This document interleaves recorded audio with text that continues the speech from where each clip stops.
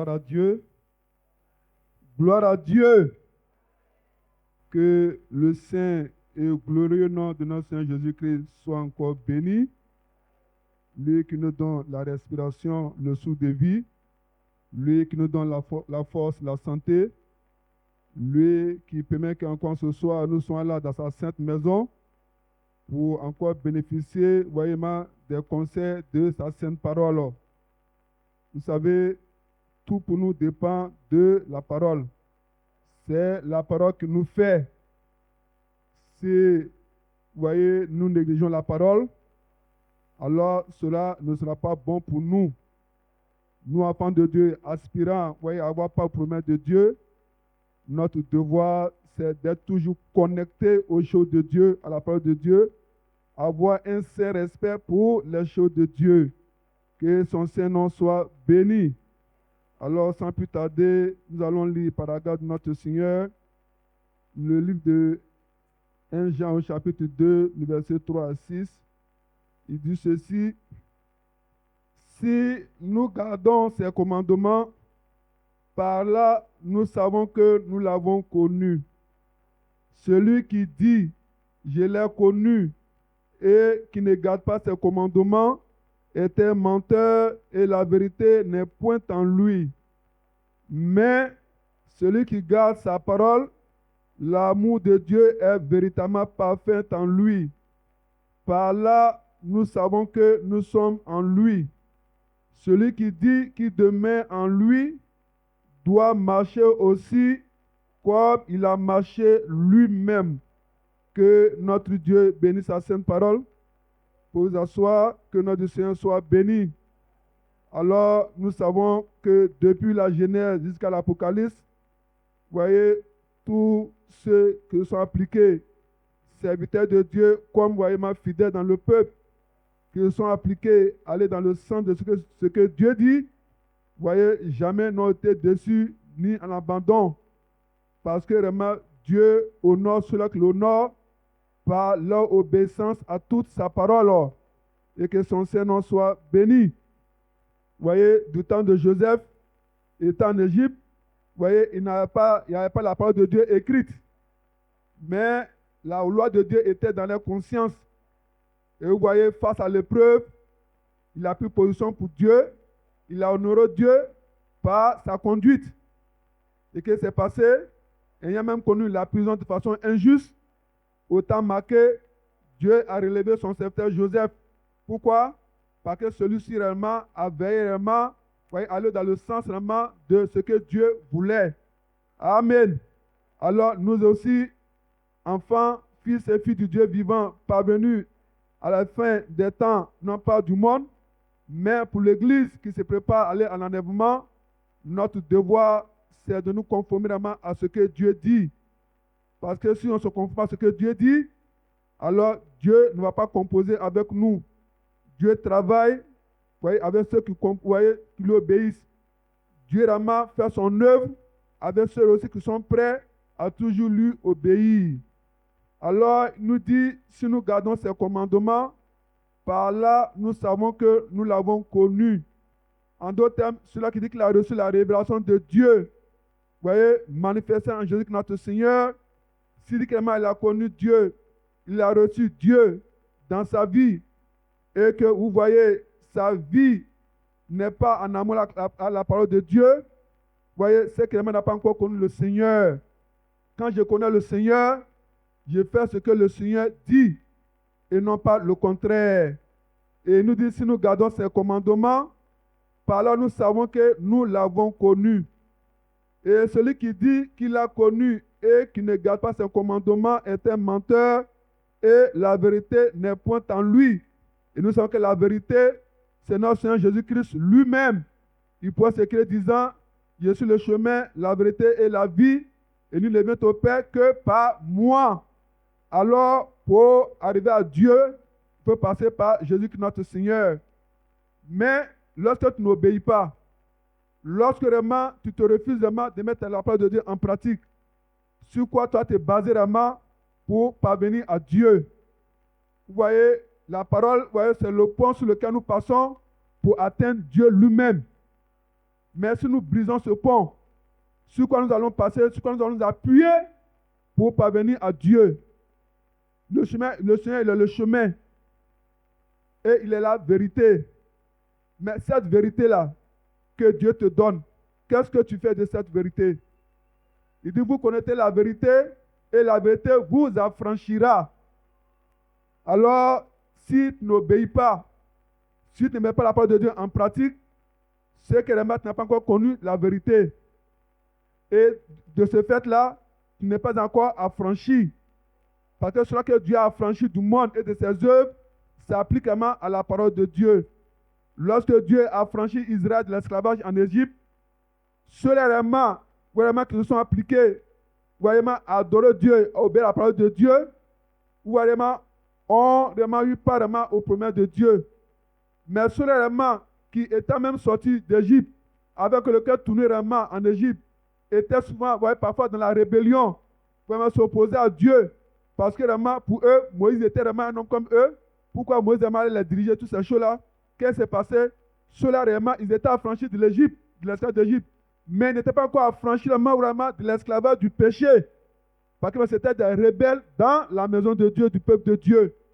Alors, lorsque vraiment Dieu te sort du monde, il t'amène dans sa bergerie. Et que vraiment, étant dans sa bergerie, ta vie n'est pas en ordre avec la parole de Dieu. C'est concrètement, tu es encore sous la puissance de l'esclavage du péché. Tu es encore sous l'esclavage du monde. Ouais, tu es dans la maison de Dieu, mais ta vie n'est pas en ordre avec la parole de Dieu. Tu es dans la maison de Dieu, mais ta vie vraiment n'est pas soumise à l'autorité de la parole. Or, un enfant de Dieu, vraiment qui veut vraiment plaire à Dieu, il se vertue réellement à se conformer à ce que Dieu dit. Amen. Alors, se conformer à ce que Dieu dit, c'est vraiment avoir vraiment l'approbation de Dieu. Il dit, celui qui dit, je l'ai connu et qui ne garde pas ses commandements est un menteur et la vérité n'est point en lui. Et on sait qui est le menteur. Le menteur, c'est Satan, le serpent ancien. Vraiment, le diable, c'est lui qui est le menteur. La Bible dit, le Seigneur, il est le père du mensonge. Alors, celui vraiment qui n'obéit pas à la parole de Dieu, vraiment, il a lui encore vraiment le mensonge. Or, celui-là qui ment, qui dit des mensonges, ne peut pas avoir vraiment part aux promesses de Dieu. Dans l'Apocalypse, le Seigneur dit quoi? Dehors vraiment les menteurs, dehors quiconque pratique le mensonge, ainsi de suite, dehors les chiens, ainsi de suite. Donc les menteurs n'ont pas de part avec le Seigneur. Et le mensonge, c'est quoi? C'est lorsque vraiment tu pervertis la vérité, tu deviens un menteur. Celui-là qui fait des miracles, qui ressuscite les morts, qui chasse les démons et fait toutes ces choses. Lorsque ce qu'il annonce vraiment est perverti, parce que ça n'est pas en ordre avec ce que Dieu dit, il devient un menteur. Et c'est pourquoi Dieu dit quoi? Que ces personnes sont les ouvriers d'iniquité. Lorsqu'un frère est dans une assemblée, quand même la vérité est prêchée, si tu n'obéis pas à la parole de Dieu, tu deviens inique. Et Dieu ne compose pas avec les iniques. Alors Dieu nous donne sa loi, ses commandements. Et les commandements de Dieu que Dieu nous donne, ce sont ses instructions. Et ces instructions, c'est pour nous, ses fils et filles. Ces instructions nous amènent vraiment à aller dans le sens d'une action que Dieu approuve, ou bien à se garder d'une action que Dieu n'approuve pas. C'est ça le commandement de Dieu. Alors que le Seigneur dit, tu ne feras pas telle chose, tu ne feras pas telle chose, ce sont les commandements. Tu ne tueras point. Mais c'est un commandement. Tu ne déroberas point. C'est un commandement. Tu n'haïras pas ton frère, tu ne maudiras pas ton frère, ainsi de suite. Ce sont les commandements de Dieu. Alors l'enfant de Dieu qui est conscient, qu'est-ce qu'il fait? Il se conforme à ce que Dieu dit. C'est cela aussi la vie de l'élection. Vous voyez, quand on veut être un élu, on s'applique toujours à aller dans le sens de ce que Dieu dit.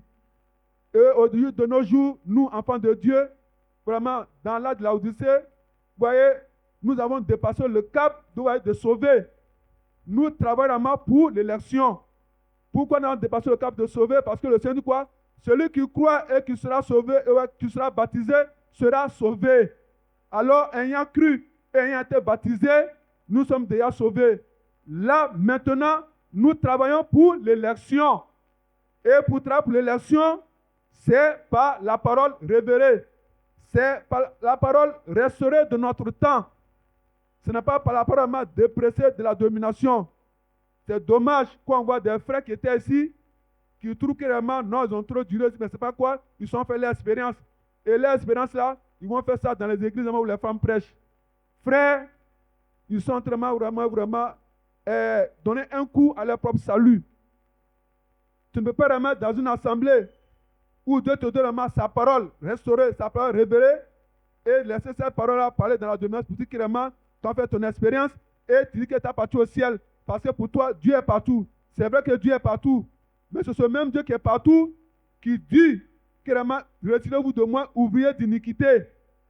C'est un faux serviteur, c'est un faux pasteur, c'est un faux frère qui ayant connu la vérité, on abandonne la vérité pour aller s'attacher à la doctrine des démons, à la parole dépréciée des hommes.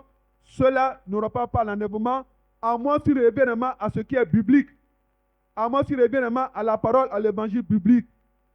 Frère, notre amour pour Dieu ne peut pas être un amour en dents de scie. Quand ça va bien, j'aime le Seigneur. Quand ça va mal, mon amour pour le Seigneur disparaît. Quand ça va bien, j'aime le Seigneur. Non! L'enfant de Dieu, l'élu à la vie comme à la mort, l'amour de Dieu demeure intact dans son cœur. Parce que vraiment, ce n'est pas un homme qui le fait, mais c'est la parole de Dieu qui le fait. Nous sommes là parce que c'est la parole de Dieu vraiment qui nous fait. Si nous marchons, c'est la parole de Dieu qui nous fait marcher. Si vraiment nous vivons, c'est par la parole qu'on vit. Tout ce que nous faisons, c'est par la parole. Alors s'il fait une chose, tant en parole comme en œuvre, qui est en désaccord avec la parole de Dieu, c'est qu'il ne garde pas le commandement du Seigneur. Parce que lui, vraiment, garde toute la parole de Dieu. Il vit de toute la parole de Dieu. Et notre Seigneur nous dit que celui qui dit que, vraiment, qui dit, je l'ai connu, et qui ne garde pas ses commandements, vraiment, est un menteur et la vérité n'est pas en lui. La parole n'est pas en lui. Jésus-Christ qui est la vérité n'est pas en lui. Amen. Dieu lui donne le Saint-Esprit car ceux-là qui lui obéissent. L'Esprit de Dieu, c'est pour ceux qui lui obéissent. Souvent, en plus, Seigneur, donne-moi ton esprit. Donne-moi le Saint-Esprit. C'est bien. Mais la meilleure manière pour toi de recevoir le Saint-Esprit, c'est de t'appliquer à l'obéissance à la parole de Dieu. Quand même c'est difficile, demande à Dieu de te donner la force d'obéir. Et en te forçant par la grâce de Dieu d'obéir, alors Dieu soit donné son esprit. Et là aussi, la meilleure façon pour nous de voir qu'on a l'esprit de Dieu, c'est lorsqu'on voit en nous vraiment se manifester les vertus du fruit du Saint-Esprit. Alors, lorsque vraiment tu as la vertu du fruit du Saint-Esprit, souvent le pasteur nous fait lui cela dans le livre de Galates, alors vraiment tu as l'assurance que tu as l'esprit de Dieu. Et lorsque tu as l'esprit de Dieu, ne fais pas le contraire de ce que tu as dit. Tu fais ce que Dieu demande de faire. Tu obéis. L'Esprit de Dieu vient pour nous conduire dans l'obéissance à toute la parole de Dieu. L'Esprit vient pour nous conduire dans toute la volonté parfaite de la parole de Dieu. Alors si je dis que j'ai l'Esprit et que ma vie n'est pas en ordre avec la parole de Dieu, alors il doit revoir l'Esprit qui m'anime. Alléluia. Parce que l'Esprit de Dieu peut t'amener vraiment à t'opposer à ce que Dieu dit. Lorsque Dieu demande de pardonner et que tu refuses de pardonner, c'est le Saint-Esprit. Lorsque Dieu demande d'aimer ton frère et que tu méprises ton frère ou ta soeur parce que Père, celui-ci ou bien celle-ci est pauvre ou bien une situation qui n'est pas vraiment confortable, est-ce que vraiment c'est l'Esprit de Dieu qui te pousse à faire cela? L'Esprit de Dieu t'amène à aimer ton prochain comme toi-même. Et quand Dieu lui dit d'aimer ton prochain comme toi-même, ce n'est pas d'abord ton frère, même la personne qu'au doigt là, Dieu dit qu'il faut l'aimer. Ton ennemi, Dieu dit qu'il faut l'aimer. À plus forte raison, ton frère et ta soeur rachetés au même titre que toi par le précieux sang de Jésus qui est notre Sauveur. Alléluia. Alors, lorsque tu méprises ton frère, tu méprises ta soeur, tu mets en cause vraiment son salut, son rachat. Tu mets en cause vraiment le sang de Christ, vraiment qui a été vraiment appliqué pour lui. Alors, comme souvent le pasteur le dit, on doit être très vigilant, on doit faire très attention dans notre marche avec le Seigneur. On ne peut pas avoir l'esprit et puis mépriser son frère, mépriser sa soeur. Lorsque tu méprises ton frère, ta soeur, vraiment, ouais, tu désobéis au commandement de Dieu qui dit, vraiment, aimez-vous les uns les autres comme moi je vous ai aimé. C'est parce que le Seigneur dit, alléluia, nous venons d'amener de Dieu tous les dimanches, tous les mercredis, tous les vendredis. Ce que le Seigneur nous demande, c'est de lui obéir. Je peux bien chanter, faire toutes ces choses.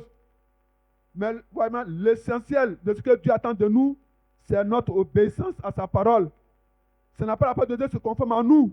mais c'est nous qui devons lutter pour nous conformer à la parole de Dieu. Notre vie doit être alignée sur la parole de Dieu. Il dit, mais celui qui garde, le verset 5, mais celui qui garde sa parole, l'amour de Dieu est véritablement parfait en lui. Par là, nous savons que nous sommes en lui. Amen. Alors, lorsque l'amour de Dieu est parfait en nous, pas que nous sommes parfaits, mais lorsque son amour est parfait, parce que nous tendons vers la perfection. Mais lorsque cet amour est parfait en nous, alors nous avons l'assurance que nous sommes en lui. Pourquoi nous sommes en lui? Parce que nous obéissons à sa parole. Nous mettons sa parole en pratique.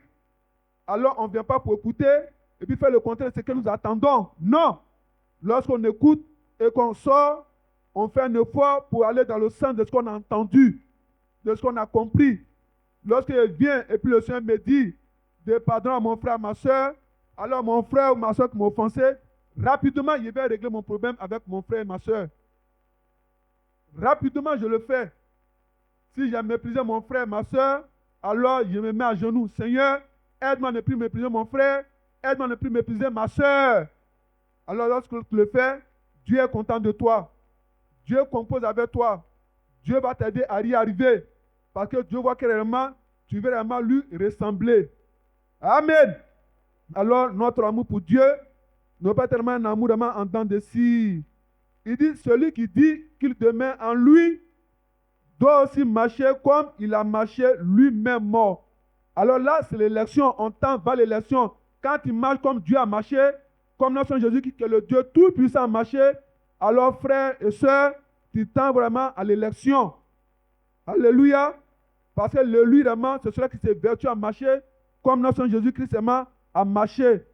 Alors, tu ne raisonnes plus avec la parole de Dieu. Tu vraiment ne privilégies plus vraiment un commandement au détriment d'un autre commandement. Tu considères toute la parole de Dieu, tous les commandements de Dieu au même titre. Alors tu t'attaches à ce qui est biblique. Et ce qui n'est pas biblique, tu t'en gardes. Tu rejettes cela. Et Dieu merci, Dieu nous a donné un pasteur des serviteurs de Dieu qui nous oriente toujours dans la montée de la parole de Dieu. Et même il s'est vertu à aller dans le sens de Dieu. Et nous qui sommes dans la main de Dieu, on doit seulement suivre leur exemple. Amen. Et ce que Paul a dit à Timothée, ce que tu as vu en moi, et toutes ces choses-là, toi aussi, il faut le pratiquer. Alors, ce que nous voyons au serviteur de Dieu, lorsqu'on sort de là, on se vertue aussi à pratiquer cela. On se vertue vraiment à mettre la parole de Dieu en pratique. L'un n'est plus vraiment à jouer avec le péché. Parce que si tu joues avec le péché risque vraiment de t'engloutir, frère. Vous voyez, lorsque vraiment une chose peut, vous voyez, quoi, c'est un président, le président Mugabe. Vous voyez, quand il est décédé, le président de Zimbabwe, ancien président de Zimbabwe, il disait, vous voyez que, ouais, lorsque tu sais, quand tu sais qu'une chose peut t'avaler, ne faut pas donner l'occasion à cette chose de te laper. Parce que si tu la laisses te laper, elle va avoir l'appétit, vous voyez, mais de t'avaler. C'est ça le péché. Si tu sympathises avec le péché va t'avaler, va te détruire, va t'exterminer. Et on va parler de toi au passé. Tu vis, mais ouais, spirituellement, tu es mort, quoique vivant. Or, lorsque tu fuis le péché et que tu t'attaches aux choses de Dieu, à la parole de Dieu, et que tu appliques à la parole de Dieu, alors tu es en sécurité. Parce que nos zones de sécurité, c'est la parole de Dieu. À condition qu'on mette cette parole de Dieu en pratique. Parce que c'est la parole qui nous sécurise, frère. Partout où nous passons, nous devons savoir que c'est la parole de Dieu qui nous sécurise. C'est quoi si partout où on se trouve, on doit s'appliquer vraiment à nous conformer à la parole de Dieu, à agir par la parole, à aller dans le sens de la parole de Dieu. Si je mène une vie contre la parole de Dieu, alors je ne suis plus en sécurité. Je suis exposé vraiment, vous voyez, à la mort spirituelle. Mais lorsque j'obéis, alors c'est la vie de Dieu qui est en moi. C'est la vie de Dieu qui se trouve en moi. Le Seigneur dit quoi? Que vous connaîtrez la vérité et la vérité vous affranchira. Alors lorsque la vérité t'a franchi, la parole de Dieu t'a franchi, tu vis non pas pour toi ni pour le monde, mais tu vis pour Dieu. Parce que vraiment ta vie est connectée avec Dieu. Ta vie vraiment est orientée dans le sens de Dieu. Alors tout ce que tu fais, on doit voir Dieu à l'intérieur de ce que tu fais. Lorsque je parle, on doit voir Dieu à l'intérieur de ce que je dis. Lorsque je pose des actes, on doit voir Dieu à l'intérieur des actes que je pose. Lorsque j'ai accompli une œuvre, on doit voir Dieu à l'intérieur de l'œuvre que j'accomplis. Si cela n'est pas, c'est que vraiment, je ne suis pas encore en ordre avec la parole de Dieu. Alors nous, fils et filles de Dieu, parvenus à l'église, à la fin des temps pour l'église, aspirant à l'enlèvement, Dieu nous demande vraiment de garder ses commandements et de les mettre en pratique. De vraiment dans la vérité présente. La vérité présente, c'est le retour à toute la parole de Dieu. Et vraiment, pour être un élu, il faut marcher avec toute la parole de Dieu. Pas une partie de la parole, mais toute la parole de Dieu. Quoi, le dimanche, c'est le dimanche passé, mais c'est pas quel dimanche, le pasteur nous parlait ici. Il a parlé vraiment des élus. Vraiment, où le Seigneur, vraiment, a un Seigneur donné à la voix de la quinte, au son de la trompette, ces choses-là. Les mots en Christ vont se premièrement. Ensuite, les vivants, vraiment, ils seront changés ensemble et ils seront enlevés. Mais est-ce que si le Seigneur vient présentement, je serai enlevé? Si il est enlevé, c'est que ma vie est en ordre avec la parole de Dieu. C'est que vraiment, tout ce qu'il me faut pour être enlevé, je remplis vraiment les critères. C'est pourquoi, frère, on doit toujours vraiment travailler. Le Seigneur dit quoi? Comme vous avez toujours obéi, travaillez à votre salut avec crainte et tremblement. Mais on ne peut pas le faire en dehors de la parole de Dieu. Ce n'est pas possible. On ne peut pas le faire en dehors des commandements de Dieu. Ce n'est pas possible. Travaille à son salut. Quand tu travailles ton salut, c'est que tu obéis. La condition pour travailler son salut, voyez, c'est l'obéissance. D'abord, lorsque tu obéis, alors Dieu te donne les dispositions pour aussi travailler ton salut. Alors lorsque tu mens, tu dis des mensonges, et que la parole de Dieu te dit de ne pas dire des mensonges, de ne pas mentir, alors tu te mets à genoux. Seigneur, aide-moi à ne plus mentir. Aussi longtemps que cela n'est pas ôté de ta vie, tu es dedans. Tu frappes au porte du Seigneur. Tu pries. Le jour où vraiment une chose s'est passée et que tu n'as pas dit des mensonges, ça fait une victoire. Puis tu passes encore à l'autre. Alléluia. Si tu es cupide, tu demandes à Dieu de t'aider à ne plus cupide. Parce que la cupidité vraiment ne peut pas vraiment faire partie de la vie d'un enfant de Dieu. Si tu es cupide, tu ne vas jamais participer vraiment à l'œuvre de Dieu. Même tes dîmes, tes offrandes, tu auras du mal à les payer. Parce que tu trouves que tu as donné tout ça à Dieu. Vraiment, les temps sont durs, c'est difficile. Dieu dit, soyez fidèles dans les moindres choses et vous le serez aussi dans les grandes. Amen. Souvent, on cherche seulement la révélation des mystères. On veut voir la révélation des grands mystères. Mais à quoi c'est les mystères? À quoi te servir les mystères si tu n'obéis pas? À rien du tout. Mais si tu obéis, les mystères te seront profitables.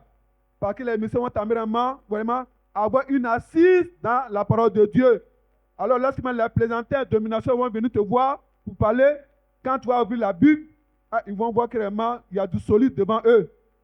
Mais tu n'obéis pas, tu ne médites pas, tu ne fais rien. Mais lorsqu'on va venir te dire, Jésus a dit ça, ou bien Jésus a dit telle chose, tu as dit Amen. Sans même chercher à savoir ce qui se passe dans la parole.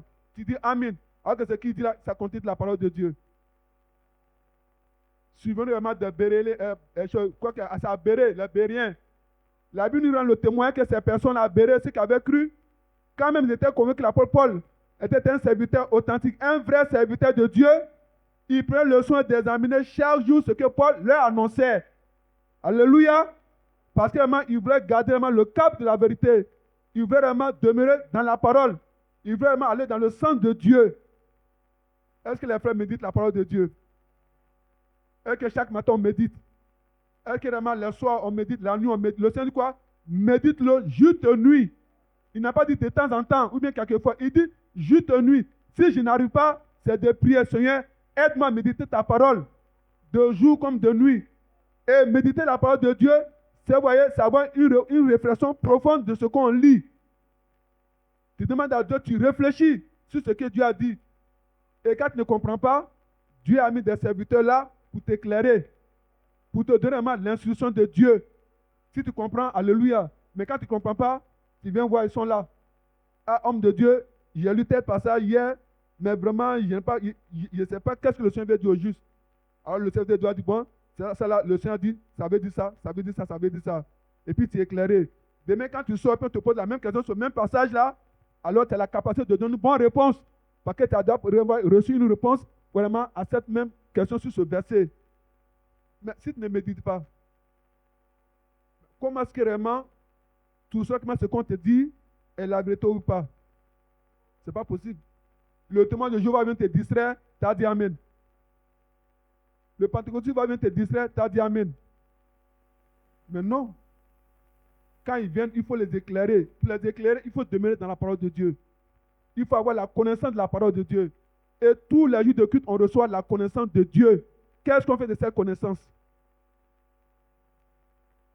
On est mettre dans les archives, ou bien vraiment, on s'applique vraiment à garder ça dans le cœur. Que dit l'Écriture? Garde le bon dépôt de la parole de Dieu. Mais pourquoi il faut garder le bon dépôt? Simplement pas se laisser séduire spirituellement par des paroles qu'on dirait venues du Seigneur, alors que vraiment ça ne vient pas de Dieu. Alléluia. Alors notre devoir, c'est de garder les commandements du Seigneur. C'est de nous appliquer à la parole de Dieu. Vous voyez, l'élection réellement, c'est maintenant. Ce n'est pas après, c'est maintenant.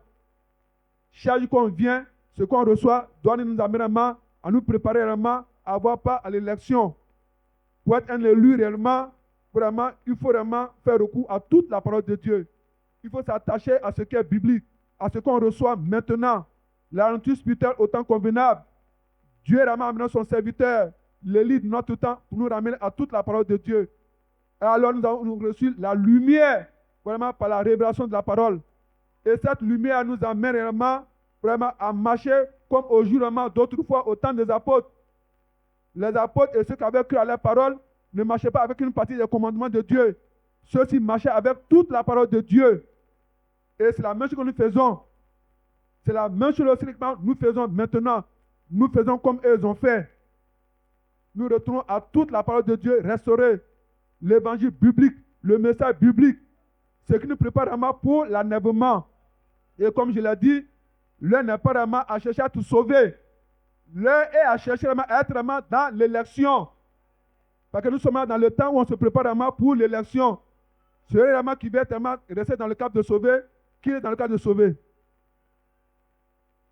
Frère, du moment où tu as cru et que tu as été baptisé, tu es sauvé. Mais pourtant, si cela ne t'a pas t'amené à vivre n'importe comment parce que tu es sauvé, non! Il faut mener une véritable vie de sanctification par l'obéissance continuelle à toute la parole de Dieu. Et lorsque tu le fais maintenant, tu travailles pour tendre à l'élection. Et l'élection ne se fait pas vraiment comme ça. Ça se fait aussi par la parole. Par la parole restaurée. Par le message de maintenant, la parole de l'heure. C'est ça qui nous prépare vraiment à l'élection. Alors il faut travailler pour y arriver.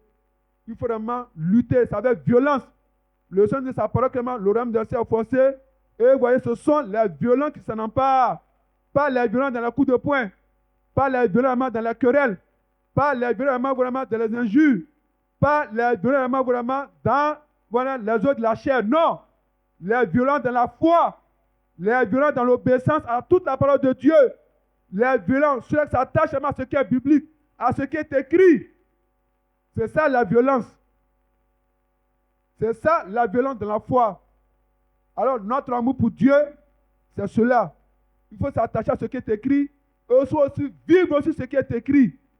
Parce que même si tu ne vis pas ce qui est écrit, frère, l'élection n'est pas pour toi. Si tu ne vis pas selon ce qui est écrit, ma soeur, l'élection n'est pas pour toi. Peut-être que tu seras sauvé, mais l'élection, ce n'est pas pour toi. L'élection, c'est pour ceux qui s'attachent et s'appliquent à tout ce qui est biblique, tout ce qui est écrit. N'est-ce pas que vous voyez, les notes de l'agneau sont venues et son épouse s'est préparée, vertu de fin là éclatait et pur, et le fin là éclatait et pur, ce sont les œuvres justes des saints. Mais pour avoir des œuvres justes, il faut faire quoi? Il faut obéir. Et lorsque tu obéis, Dieu, dans sa bonté, a directement disposé toutes bonnes avec que nous sommes les pratiquer. Alors c'est par l'obéissance que tu pratiques de bonnes œuvres. Si tu n'obéis pas, tu ne pourras jamais pratiquer de bonnes œuvres. Parce que même si tu pratiques de bonnes œuvres et que l'amour de Dieu, qui est l'obéissance à la parole de Dieu, n'y est pas, tes bonnes œuvres, Dieu ne va pas les agréer. C'est pas ce que nous dit 1 Corinthiens, le chapitre 13, frère. Il dit, même si je donne tout mon argent pour la nourriture des pauvres, si je n'ai pas l'amour, c'est en vain. Il dit, même si je n'ai pas la langue, si je prophétise, ça s'accomplit. Si je n'ai pas l'amour, qui est l'obéissance à la parole de Dieu, cela vraiment, c'est en vain. Il dit, même si je me jette au feu pour être brûlé, si je n'obéis pas à la parole de Dieu, si je n'ai pas l'amour, la charité, qui est l'amour, l'obéissance à la parole de Dieu, c'est en vain. Quand tu refuses de pardonner, as-tu la charité? Quand tu refuses de demander pardon, as-tu la charité? Quand tu gardes ta colère contre ton frère, ta soeur, 1 jour, 2 jours, 3 jours, alors que le Seigneur dit que la colère ne se couche pas, que le soleil ne se couche pas sur votre colère, as-tu l'amour de Dieu? As-tu, frère, l'amour de Dieu? As-tu, sœur, l'amour de Dieu? Le Seigneur dit, lui, son amour là, c'est l'obéissance à sa parole. Lui, son amour, c'est l'obéissance à sa parole. Quand tu refuses de pardonner, est-ce que tu obéis? Quand tu refuses de pardonner, est-ce que tu es sur la voie de l'élection? Quand tu refuses de demander pardon, est-ce que tu obéis? Est-ce que tu es sur la voie de l'élection? Quand tu méprises ton frère, ta soeur, est-ce que tu es sur la voie de l'élection? Quand tu n'as pas de considération pour la sainteté de Dieu, quand tu murmures contre la sainteté de Dieu, quand tu murmures contre ton frère, contre ta soeur, quand tu murmures contre ton mari, contre ta femme, est-ce que tu es sur la voie de l'élection? Alléluia. Il est temps vraiment de reconsidérer nos voies. Il est temps vraiment de nous examiner nous-mêmes pour voir si nous sommes dans la foi ou pas. Et pendant que nous avons temps, il faut lutter vraiment pour vraiment être agréable au Seigneur en agissant selon ses commandements, en obéissant selon ses commandements. Et notre Seigneur nous dit, et maintenant, petits enfants, demeurez en lui, afin que lorsqu'il paraîtra, nous ayons de l'assurance et qu'à son avènement, nous ne soyons pas confus et éloignés de lui. Alléluia. Et maintenant, petits enfants, demeurez en lui. Mais comment on demeure en Dieu? Comment on demeure en Jésus-Christ, le Dieu véritable? C'est lorsqu'on demeure dans sa parole et que sa parole demeure en nous et qu'on vit par sa parole. Alléluia. Alors, lorsque tu fais cela, tu as de l'assurance. Lorsque tu vas venir prendre ses élus, tu vas avoir de l'assurance et tu ne seras pas éloigné. Mais si tu ne vis pas sa parole, si sa parole n'est pas en toi, tu n'obéis pas, tu ne marches pas selon ses commandements, mais quand elle va venir là, tu ne sauras pas. Parce que ce sont les élus qui seront d'après les hommes du monde, qui vont prendre draquer l'élection à lieu. Et ce sont eux qui vont partir. Toi, peut-être que c'est dans les journaux, ou vraiment à la télévision, bien sur ton téléphone, et toi, tu as que l'enlèvement a eu lieu. Alors, lorsque tu apprends que, vous voyez, sur France 24, que l'enlèvement, des hommes ont disparu, alors en ce moment, tu te dis que, tu vas devenir tribulataire. Il faut travailler maintenant, frère, pour être dans la troupe vraiment des vieilles sages. C'est maintenant. Ce n'est pas après, ce n'est pas demain, ou bien après-demain, c'est maintenant. Le Seigneur dit, aujourd'hui, il n'a pas dit demain, mais après-demain, c'est à ma voix. Le Seigneur ne se conjugue pas au futur, il se conjugue au présent. Il dit, si aujourd'hui tu entends ma voix, il ne faut pas endurcir vraiment ton cœur. Alors si tu entends la voix de Dieu, qui te dit, il faut demander pardon, il faut pardonner à ton frère, il faut régler cela maintenant. Il ne faut pas attendre. On ne sait pas ce qui va se passer la nuit. On ne sait pas ce qui va se passer dans 1 minute, dans 2 minutes, dans 3 minutes. C'est quoi? On doit toujours veiller, être en règlement avec Dieu. Parce que lorsque la mort vient te rendre visite là, la mort ne te rend pas visite, et puis moi, on a la prochaine fois. Non.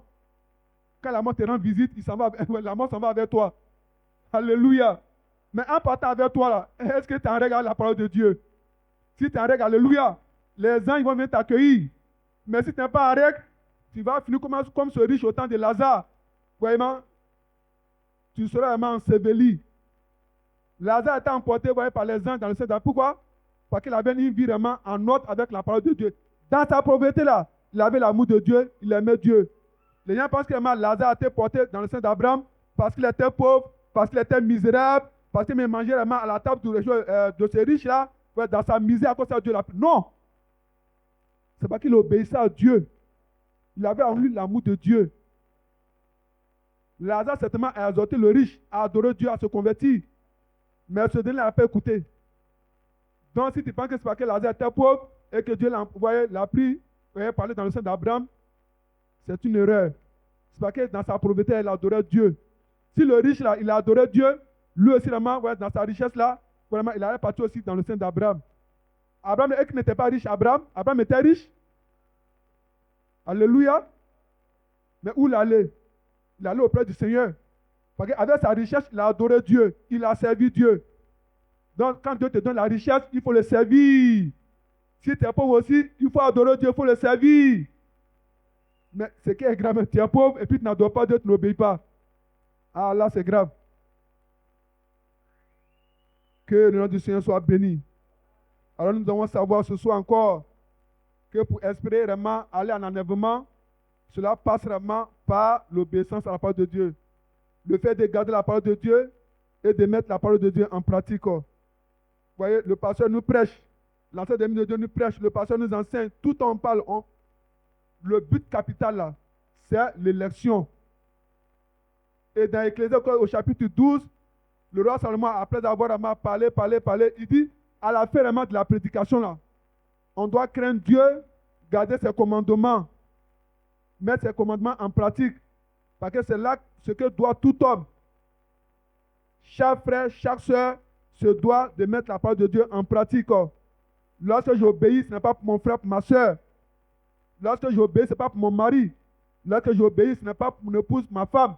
Lorsque j'obéis, c'est pour moi-même. Alléluia. Donc, il faut obéir. Chacun doit obéir, s'appliquer à l'obéissance. Si les ministres de Dieu obéissent, c'est pour eux-mêmes. Ce n'est pas pour le peuple. Et ils obéissent pour eux. Le peuple aussi doit obéir chacun pour soi. Les hommes disent chacun pour soi, Dieu pour tous. Il faut obéir.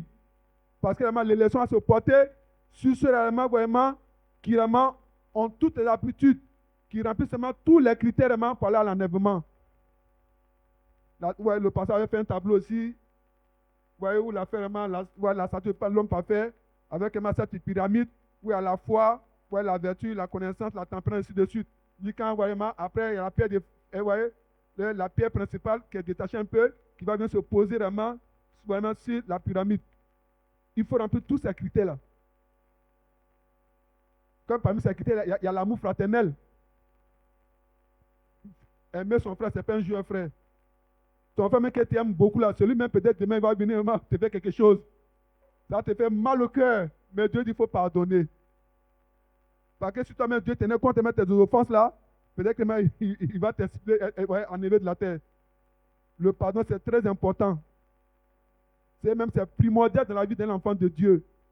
Parce que charge que Dieu fait, nous sommes exposés vraiment aux offenses. Donc, chaque jour aussi, on doit être disposé à pardonner. Pierre a regardé le Seigneur, mais comment Dieu doit pardonner 7 fois? Le Seigneur dit non. Ce n'est pas 7 fois. 70 fois, 7 fois. 7 fois 7, ça fait 49. Multiplié par 10, ça fait 490 fois. Donc, si ton frère, ta soeur, dans la journée t'offense 490 fois, il faut pardonner 490 fois. Maintenant, si ton frère, mais ta soeur vient 491e fois, là, tu as dit, Seigneur, il a pardonné 490 fois. Voilà, mon frère, ma soeur, ou bien ma soeur vient encore pour 491. Seigneur, il doit faire quoi? Là, le Seigneur saura comment il va traiter ton frère et ta soeur. Mais toi, il faut pardonner. Alléluia. Que notre Seigneur soit béni.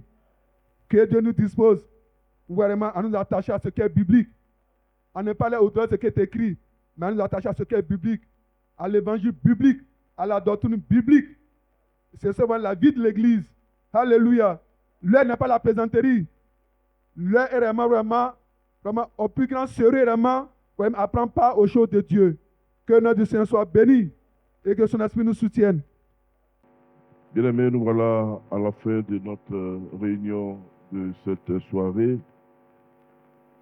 Par la grâce du Seigneur, nous nous retrouverons dimanche pour l'adorer.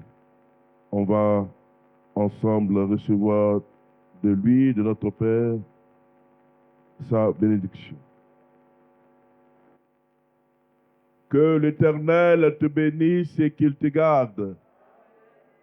Que l'Éternel fasse lui sa face sur toi et qu'il t'accorde sa grâce.